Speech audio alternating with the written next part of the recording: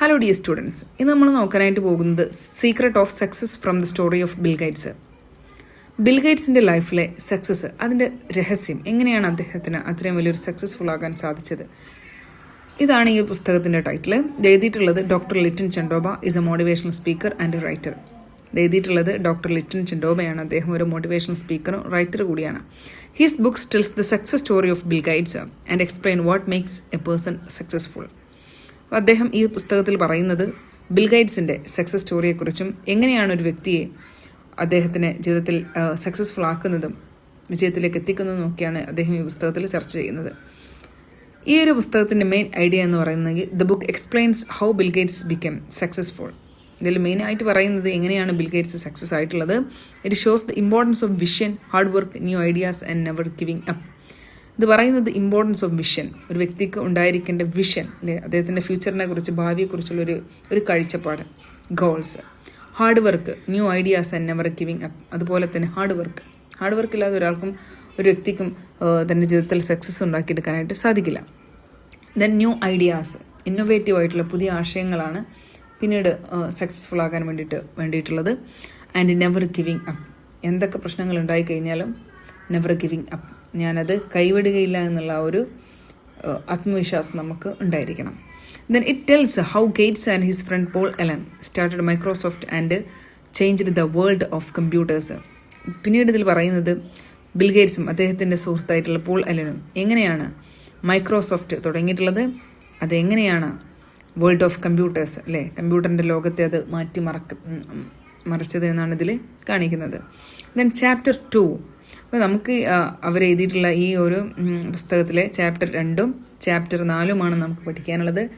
Chapter 4 success comes with a great vision നമ്മൾ already video ചെയ്തിട്ടുണ്ട്. അപ്പോൾ നിങ്ങൾ എന്ത് ചെയ്യുക, കാണാത്തവർ, പഠിക്കാത്തവർ അത് പോയിട്ട് കണ്ടിട്ട് മനസ്സിലാക്കാം. അപ്പോൾ നമ്മളിതിൽ ചാപ്റ്റർ 2 ആണ് മൈക്രോസോഫ്റ്റ് ഈസ് ബോൺ, അഥവാ ബിൽ ഗേറ്റ്സിൻ്റെയും പോൾ അലൻ്റെയും മൈക്രോസോഫ്റ്റ് എങ്ങനെയാണ് ജനിക്കുന്നത്, അത് എന്തിലൂടെയാണ്, ഏത് ആശയത്തിലൂടെയാണ് ഇത് ബിൽഡ് ആവുന്നത് എന്നൊക്കെയാണ് നമ്മൾ ഈ ചാപ്റ്ററിൽ നോക്കാൻ പോകുന്നത്. അഥവാ chapter 2 Microsoft is born. So Bill Gates at Harvard. Bill Gates joined Harvard to study law, but he loved computers more than law. He spend most of his time in the computer lab instead of classes. He stayed in touch with Paul Allen, his close friend. Bill Gates Harvard യൂണിവേഴ്സിറ്റിയിൽ അദ്ദേഹം നിയമം പഠിക്കാനായിട്ട് join ചെയ്യുകയാണ്.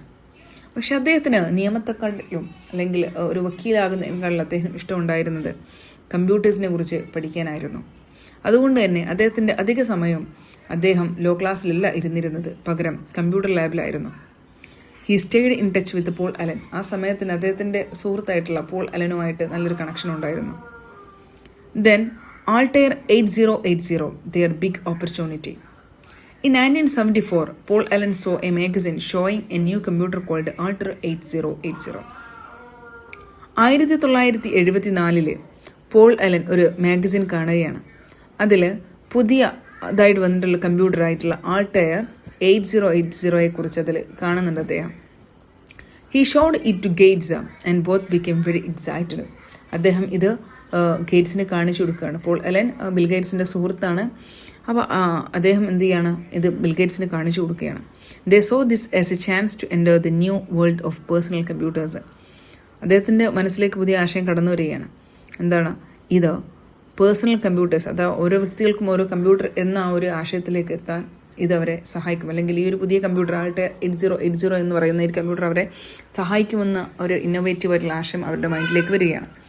They called the company that made Altair and promised to send software even though they had not created it yet.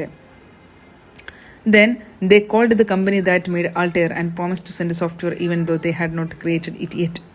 അങ്ങനെ എന്താണ്, അവർ ആൾട്ടയറിൻ്റെ കമ്പനിയിലേക്ക് വിളിക്കുകയാണ്. എന്നിട്ട് അവരുടെ കയ്യിൽ ഇങ്ങനെ ഒരു സോഫ്റ്റ്വെയർ ഉണ്ടെന്ന് പറയുകയാണ്. പക്ഷെ അത് ഇന്ന് വരെ അവർ ക്രിയേറ്റ് ചെയ്തിട്ടൊന്നുമില്ല. അവരുടെ കയ്യിലൊരു സോഫ്റ്റ്വെയർ ഉണ്ടെന്ന് പറയുന്നു. അങ്ങനെ കമ്പനി ആയിട്ട്, അതായത് ആൾട്ടയറിൻ്റെ കമ്പനിയുമായിട്ട് അവർ സംസാരിക്കുകയാണ്. This shows their confidence and risk taking. അപ്പോൾ ഇത് കാണിക്കുന്നത് അവരുടെ ഒരു കോൺഫിഡൻസും, കാരണം അവരുടെ കയ്യിൽ അങ്ങനെ ഒരു സോഫ്റ്റ്വെയർ ഒന്നുമില്ല, അത് ബിൽഡ് ചെയ്യണം. പക്ഷെ അവരുടെ കയ്യിൽ ആശയമുണ്ട്, പുതിയ ഇന്നോവേറ്റീവ് ആയിട്ടുള്ള ആശയമുണ്ട്. അങ്ങനെ അവർ കമ്പനിക്ക് വിളിച്ച് ചോദിക്കുകയാണ്, creating BASIC software. They quickly worked together and made a program called BASIC for the Altair. അങ്ങനെ പിന്നീട് അങ്ങനെ കമ്പനിക്ക് അവരുടെ സാങ്ഷൻ കിട്ടുകയാണ്. കമ്പനി വളരെ കൗതുകത്തോടു കൂടി ഇവരുടെ സോഫ്റ്റ്വെയറിനെ അക്സെപ്റ്റ് ചെയ്യാൻ വേണ്ടിയിട്ട് റെഡിയായി നിൽക്കുകയാണ്. അങ്ങനെ അവർ രണ്ടുപേരും ഭയങ്കര ക്വിക്കായിട്ട് വർക്ക് ചെയ്യുകയാണ്. അങ്ങനെ അവരൊരു പ്രോഗ്രാമിങ് കണ്ടെത്തി, ദാറ്റ് ഈസ് ബേസിക്. അവരുടെ ആൾട്ടയർ കമ്പ്യൂട്ടറിന് ഒരു പുതിയൊരു പ്രോഗ്രാമിംഗ് സിസ്റ്റം കണ്ടെത്തി, അതാണ് basic. When they tested it worked perfectly on the first try. അങ്ങനെ അവർ ടെസ്റ്റ് ചെയ്തപ്പോൾ തന്നെ അതിൻ്റെ ആദ്യത്തെ ശ്രമത്തിൽ തന്നെ അത് വളരെ പെർഫെക്റ്റ് ആയിട്ട് അത് വർക്ക് ചെയ്യുകയാണ്. They signed a contract and kept the rights to their software it's later become very valuable. അങ്ങനെ ഈ കമ്പനിയുമായിട്ട്, ആൾട്ടയറിൻ്റെ കമ്പനിയുമായിട്ട് അവരൊരു കോൺട്രാക്റ്റിൽ സൈൻ വെക്കുകയാണ്. പിന്നീട് അത് ഭയങ്കര ലൈറ്ററിൽ പിന്നീട് അത് ഭയങ്കര സക്സസ് ആവുകയാണ്. They named their new company Microsoft, micro computer plus software. അങ്ങനെ പിന്നീട് എന്ത് ചെയ്യണം, അവരുടെ പുതിയ കമ്പനിക്ക് അവർ പേരിടുകയാണ് മൈക്രോസോഫ്റ്റ്. എങ്ങനെയാണ് മൈക്രോസോഫ്റ്റ് എന്ന് പറയുന്ന ഒരു കമ്പനി വന്നിട്ടുള്ളതെന്ന് വെച്ചിട്ടുണ്ടെങ്കിൽ മൈക്രോ കമ്പ്യൂട്ടർ അഥവാ ചെറിയ കമ്പ്യൂട്ടർ പ്ലസ് സോഫ്റ്റ്വെയർ, ഇത് രണ്ടും കൂടിയതാണ് Microsoft. Their first office was in Albuquerque. അങ്ങനെ അവരുടെ ആദ്യത്തെ ഓഫീസ് അവർ അൽബുക്കർക്കിലാണ് ഓപ്പൺ ചെയ്യുന്നത്. Problem of software piracy. പിന്നീട് അവർക്ക് സോഫ്റ്റ്വെയർ പൈറസി അവർ നേരിടുകയാണ്. Many computers users liked Microsoft basic. അങ്ങനെ ഒരുപാട് കമ്പ്യൂട്ടർ യൂസ് ചെയ്യുന്ന ആളുകൾക്ക് കമ്പ്യൂട്ടറിൻ്റെ ഈ ബേസിക് പ്രോഗ്രാമിംഗ് ഭയങ്കര ഇഷ്ടപ്പെടുകയാണ്. But only a few people paid for it. പക്ഷേ വളരെ കുറച്ച് ആളുകൾ മാത്രമേ അത് പേ ചെയ്തിട്ട് അതിന് പൈസ അടച്ചിട്ട് അത് യൂസ് ചെയ്തിട്ടുണ്ടായിരുന്നുള്ളൂ. Others copied it for free. മറ്റുള്ളവർ എന്ത് ചെയ്യണം, അത് കോപ്പി ചെയ്തിട്ടാണ് യൂസ് ചെയ്തിരുന്നത്. കോപ്പി ചെയ്യുമ്പോൾ എന്ത് ചെയ്യണം, അതിന് പൈസ ഒന്നും കൊടുക്കണ്ട അല്ലേ. So Gates wrote a letter saying software coping was wrong because developers deserved payment. അങ്ങനെ ബിൽ ഗേറ്റ്സ് ഒരു കത്ത് എഴുതുകയാണ്, സോഫ്റ്റ്വെയർ കോപ്പിംഗ് എന്താണ് ഭയങ്കര റോങ് ആണ്. കാരണം ഇത് ഡെവലപ്പ് ചെയ്യുന്ന ആളുകൾ എന്ത് ചെയ്യുന്നുണ്ട്, അതിന് പേയ്മെൻറ്റ് ഡിസർവ് ചെയ്യുന്നുണ്ട്. അപ്പോൾ ഒരിക്കലും അങ്ങനെ കോപ്പി ചെയ്യാനായിട്ട് അല്ലെങ്കിൽ പൈറേറ്റ് ചെയ്യാനായിട്ട് പാടില്ല എന്ന് പറഞ്ഞ് അദ്ദേഹം ഒരു ലെറ്റർ എഴുതുകയാണ്. Then growth of Microsoft. Microsoft moved to Bellevue, Washington. പിന്നീട് മൈക്രോസോഫ്റ്റിൻ്റെ ഹെഡ്ക്വാർട്ടർ അൽബുക്കർക്കിൽ നിന്നും ബെല്ലോവിലേക്ക് വാഷിങ്ടണിലെ ബെല്ലോവിലേക്ക് മാറുകയാണ്. Between 1978 and 1981 the company grew very fast. 1978 81 കമ്പനി വളരെ വേഗത്തിൽ അതിൻ്റെ സക്സസ് പീക്ക് പോയിന്റിലേക്ക് എത്തുകയാണ്. Employees increased from 25 to 128. അതിലുണ്ടായിരുന്ന വർക്കേഴ്സിൻ്റെ എണ്ണം 25 നിന്ന് 128 മാറുകയാണ്. Money earned increased from $4 million to $16 million. $4 ദശലക്ഷം നിന്നും $16 ദശലക്ഷം അതിൻ്റെ മണി അല്ലെങ്കിൽ അതിൻ്റെ പ്രോഫിറ്റ് എത്തുകയാണ്. Microsoft opened offices in Japan and the UK. അതുപോലെ തന്നെ മൈക്രോസോഫ്റ്റ് ജപ്പാനിലും ഇംഗ്ലണ്ടിലുമൊക്കെ അതിൻ്റെ ഓഫീസസ് പിന്നെ തുറക്കുകയാണ്. Almost 30% of the world's computers started using Microsoft software. പിന്നീട് ലോകത്തിലെ 30% ലോകത്തിൻ്റെ കമ്പ്യൂട്ടറും മൈക്രോസോഫ്റ്റിൻ്റെ സോഫ്റ്റ്വെയർ ഉപയോഗിച്ചിട്ടാണ് കമ്പ്യൂട്ടർ ഡെവലപ്പ് ചെയ്യുന്നത്. So Microsoft become a public company. 1986 Microsoft ഒരു പബ്ലിക് കമ്പനിയായി മാറുകയാണ്. Microsoft sold it shares to the public. Microsoft അതിൻ്റെ ഷെയർ ഒരു പബ്ലിക്കിന് സെയിൽ ചെയ്യുകയാണ്. The share price was $21. അതിൻ്റെ ഷെയർ പ്രൈസ് എന്ന് പറയുന്നത് $21 ആയിരുന്നു. Gates instantly become a millionaire at 31 years old. അങ്ങനെ 31ാമത്തെ വയസ്സിൽ, തൻ്റെ 31ാമത്തെ വയസ്സിൽ അദ്ദേഹം ഒരു മില്ലിയനെയർ ആയി മാറുകയാണ്. So in 1 year the share price increased a lot, making Gates a billionaire. ഒരൊറ്റ വർഷം കൊണ്ട് തന്നെ അതിൻ്റെ ഷെയർ പ്രൈസ് കുത്തനെ കൂടുകയാണ്. മില്ലിയനിയറിൽ നിന്നും ബില്ലിയനിയറിലേക്ക് എത്താൻ അദ്ദേഹത്തിന് പിന്നീട് കൂടുതൽ സഞ്ചരിക്കേണ്ടി വന്നില്ല. ഒരു വർഷം കൊണ്ടാണ് അദ്ദേഹം ബില്ലിയനിയർ ആയി മാറിയത്, ശതകോടീശ്വരനായി അദ്ദേഹം മാറുന്നത്.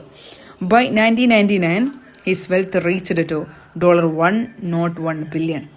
പിന്നീട് 1999 ആയപ്പോഴേക്കും അദ്ദേഹത്തിൻ്റെ വരുമാനം അല്ലെങ്കിൽ അദ്ദേഹത്തിൻ്റെ ആസ്തി എന്ന് പറയുന്നത് $101 billion. നമുക്ക് ചിന്തിക്കാൻ പറ്റാവുന്നതിൽ അപ്പുറത്താണ് അദ്ദേഹത്തിൻ്റെ ആസ്തി. Microsoft's continued success. Gates worked every day from 1975 with great dedications. So Microsoft എങ്ങനെയാണ് ഇത്രയും വലിയ സക്സസ്സിലേക്ക് എത്തിയതെന്ന് വെച്ചിട്ടുണ്ടെങ്കിൽ 1975 മുതൽ അദ്ദേഹം വളരെ ഡെഡിക്കേഷനോട് കൂടിയിട്ടാണ് ഇതിന് വർക്ക് ചെയ്തിട്ടുണ്ടായിരുന്നത്. By 2013 Microsoft had a yearly income of $77.85 billion. 2013 ആയപ്പോഴേക്കും മൈക്രോസോഫ്റ്റിൻ്റെ വരുമാനം എന്ന് പറയുന്നത് $77.85 billion ആണ്. So it also had more than 91,000 workers in over 100 countries. അപ്പോഴേക്കും 91,000 വർക്കേഴ്സാണ്, അഥവാ 100 countries 100 രാജ്യത്തിൽ 91,000 വർക്കേഴ്സാണ് മൈക്രോസോഫ്റ്റ് കമ്പനിയുടെ അണ്ടറിൽ വർക്ക് ചെയ്യുന്നത്. സോ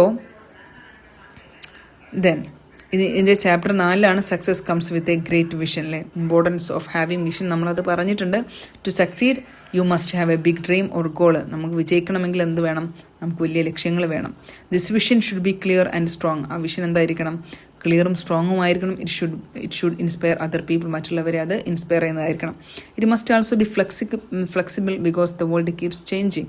അതുപോലെ തന്നെ ഫ്ലെക്സിബിൾ ആയിരിക്കണം, അതായത് അപ്ഡേറ്റ് ചെയ്യണം. അതായത് ഇപ്പോൾ നമ്മുടെ ലോകം എന്ന് പറയുന്നത് സ്റ്റാറ്റിക്കൽ, അതങ്ങനെ ഓവർ ടൈം ചേഞ്ച് ഇതുകൊണ്ടിരിക്കുകയാണ്. അപ്പോൾ കാലത്തിനനുസരിച്ച് അതിലും അപ്ഡേഷൻ കൊണ്ടുവന്നുകൊണ്ടിരിക്കണം. Why vision is important. A vision guides you like a powerful ship that can change direction but still reach its destinations. ഒരു വിഷൻ എന്ന് പറയുന്നത് ഒരു പവർഫുൾ ഷിപ്പിനെ പോലെയാണ്. അതിൻ്റെ ഡയറക്ഷൻ അത് മാറ്റാൻ പറ്റുമെങ്കിലും അതിൻ്റെ ഫൈനൽ ഡെസ്റ്റിനേഷൻ എവിടെ എത്തിച്ചേരണമെന്ന് അതിന് വളരെ ക്ലിയർ ആയിട്ട് അതിനറിയാം അല്ലേ. അതുപോലെയാണ് നിങ്ങൾക്കൊരു വിഷൻ ഉണ്ടായി കഴിഞ്ഞാൽ നിങ്ങൾ ഏത് പാതകളിലൂടെ നിങ്ങൾ പോയി കഴിഞ്ഞാലും ഫൈനലി നിങ്ങൾ ആ ലക്ഷ്യത്തിലേക്ക് നിങ്ങൾ എത്തിച്ചേരുമെന്നാണ് പറയുന്നത്. Even when there are problems vision helps you stay focused on your final goal.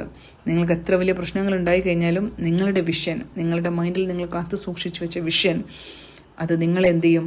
നിങ്ങളുടെ ഫൈനൽ ലക്ഷ്യത്തിലേക്ക് നിങ്ങൾ എത്തിക്കും. വെറുതെ എത്തിക്കില്ല കേട്ടോ, ഹാർഡ് വർക്ക് അതുപോലെ തന്നെ പെർസിവറൻസ് ഒക്കെ അതിൻ്റെ പിന്നിൽ വർക്ക് ചെയ്യുന്നുണ്ട്. So lesson from Bill Gates vision. അപ്പോൾ അദ്ദേഹത്തിൻ്റെ വിഷനിൽ നിന്ന് നമ്മൾ പഠിച്ചിട്ടുള്ള പാഠങ്ങളെന്ന് വെച്ചിട്ടുണ്ടെങ്കിൽ think big and think differently from others. വലിയ സ്വപ്നങ്ങൾ കാണുക, വലുതായിട്ട് ചിന്തിക്കുക, മറ്റുള്ളവരിൽ നിന്ന് നേരെ വ്യത്യസ്തമായിട്ട് നമ്മൾ ചിന്തിക്കുക. ഒരാൾ ഒരു പാതയിലൂടെ തന്നെ പോയി എന്ന് കരുതി നമ്മളും അതേ പാത ഫോളോ ചെയ്യേണ്ട ആവശ്യമില്ല. കാരണം ഓരോരുത്തരുടെയും സ്കില്ലും ഓരോരുത്തരുടെയും ടാലൻറ്റും എല്ലാം യുണീക്കാണ്. ഓരോരുത്തർക്കും ഓരോ വ്യത്യസ്തമായിട്ടുള്ള കഴിവുകളാണ് ഗോഡ് കൊടുത്തിട്ടുള്ളത്. സോ നമ്മളെന്ത് ചെയ്യുക? മറ്റുള്ളവരിൽ നിന്ന് വ്യത്യസ്തമായിട്ട് ചിന്തിക്കുക. Work hard to make your dream real. നിങ്ങളുടെ സ്വപ്നം സത്യമാക്കാൻ കഠിനാധ്വാനം തന്നെ ചെയ്യുക. Keep improving your ideas. നിങ്ങളുടെ ആശയങ്ങളെ നിങ്ങൾ improve ചെയ്തുകൊണ്ടേയിരിക്കുക.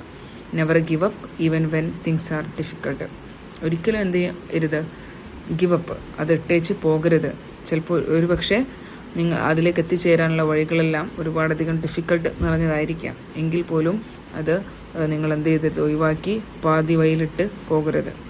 Then key points to remember. Bill Gates became successful because he had a clear vision and he believed in computers. Bill ഗേറ്റ്സിന് ഇത്രയും വലിയൊരു സക്സസ് ആവാൻ സാധിച്ചത് അദ്ദേഹത്തിൻ്റെ ക്ലിയർ വിഷനായിരുന്നു. അദ്ദേഹത്തിന് നല്ലൊരു വിഷൻ ഉണ്ടായിരുന്നു. അതുപോലെ തന്നെ അദ്ദേഹത്തിന് കമ്പ്യൂട്ടറിൽ അദ്ദേഹത്തിന് നല്ല വിശ്വാസം ഉണ്ടായിരുന്നു. അപ്പോൾ ആ ഒരു കമ്പ്യൂട്ടറിൽ അന്ന് അദ്ദേഹം അങ്ങനെയൊരു ചിന്താഗതി തുടങ്ങിയ സമയത്ത് കമ്പ്യൂട്ടർ എന്ന് വെച്ചിട്ടുണ്ടെങ്കിൽ ഒരു റൂമിൻ്റെ അത്രയും ഷേപ്പിലായിരുന്നു. അതിൽ നിന്നും നമ്മൾ ഇന്ന് ഉപയോഗിക്കുന്ന കമ്പ്യൂട്ടർ സിസ്റ്റം ഓരോ വ്യക്തിയുടെയും കൈകളിലേക്ക് എത്തിക്കുക എന്നുള്ളതായിരുന്നു അദ്ദേഹത്തിൻ്റെ ഡ്രീം. സോ അത്രയും യുണീക്കായിട്ട് ഇന്നോവേറ്റീവായിട്ടായിരുന്നു അദ്ദേഹത്തിൻ്റെ ഡ്രീം. ഇന്ന് അത് സാധിക്കുകയും ചെയ്തു. Then he took risk and worked very hard. അദ്ദേഹത്തിന് ഒരുപാട് റിസ്ക് അതിലെടുത്തിട്ടുണ്ട്. അതുപോലെ തന്നെ വളരെ കഷ്ടപ്പെട്ടിട്ടാണ് അദ്ദേഹം അതിലേക്ക് എത്തിച്ചേർന്നിട്ടുള്ളത്. Innovation, team work and strong determination helped him build Microsoft. അദ്ദേഹത്തിൻ്റെ ഇന്നോവേഷൻ അഥവാ പുതുമയുള്ള ആശയങ്ങൾ, ടീം വർക്ക്, അതുപോലെ തന്നെ ടീം വർക്ക്, ഇപ്പം നമ്മുടെ കൂടെ നിൽക്കുന്ന ആളുകൾ അവരെ ലീഡ് ചെയ്ത് മുന്നോട്ട് കൊണ്ടുപോകാനുള്ള ആ കഴിവ്. And strong determination helped him build Microsoft. Strong determination, എന്തൊക്കെ വന്നു കഴിഞ്ഞാലും അതുമായിട്ട് അദ്ദേഹം മുന്നോട്ട് പോകുമെന്നുള്ള ആ ഡിറ്റർമിനേഷനാണ് അദ്ദേഹത്തിന് മൈക്രോസോഫ്റ്റ് എന്ന് പറയുന്ന സോഫ്റ്റ്വെയർ അദ്ദേഹത്തിന് ബിൽഡ് ചെയ്യാനായിട്ട് സാധിച്ചിട്ടുള്ളത്. A big dream when supported with effort can lead to great success. ഒരു വലിയ സ്വപ്നം, നമ്മുടെ എഫേർട്ട്, അതിന് 100% എഫേർട്ട് ഉണ്ടെങ്കിൽ നമുക്ക് എന്ത് ചെയ്യാൻ പറ്റും? Great success.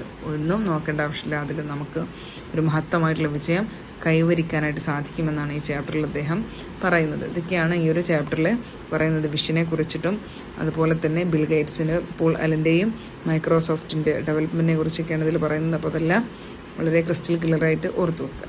Okay, thank you.